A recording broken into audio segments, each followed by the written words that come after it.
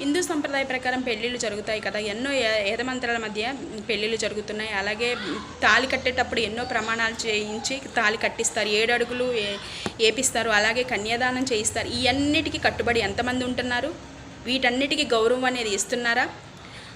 ఆడపిల్లకి ఏ కష్టం రాకుండా చూసుకుంటాను అనేసి ఆ రోజు తాళి కట్టిస్తారు. తాళి కట్టించేటప్పుడు కామేచ మోక్షేచ నాతి చరామి అనేసి తాళి కట్టిస్తారు. అలాగే ధర్మార్థ కామంలో ఏనాడు నిన్ను విడిచి ఉండను అనేసి ప్రమాణం చేపించి తాళి కట్టిస్తారు. ఆ ప్రమాణాలన్నిటికీ వాల్యూ ఉంటుందా? ఎంతమంది కట్టుబడి ఉంటున్నారు అంటే, ఒక అమ్మాయి మెల్లో తాళి కట్టినంత మాత్రాన భార్య అయిపోదు కదా. ఆ అమ్మాయికి వచ్చే కష్టాల్లోనూ సుఖాల్లోనూ తోడుగా ఉంటున్నారా? మీరు చేసిన ప్రమాణాలకు కట్టుబడి ఉంటున్నారా? హిందూ సంప్రదాయ ప్రకారంలో ఈ ప్రమాణాలన్నీ చేపిస్తారు కదా పెళ్ళిలో. ఈ ప్రమాణాలకు ఎంతమంది కట్టుబడి ఉంటున్నారు? దీనికి ఎంతమంది వాల్యూ ఇస్తున్నారు? వీటికి వాల్యూ ఉందా లేదా?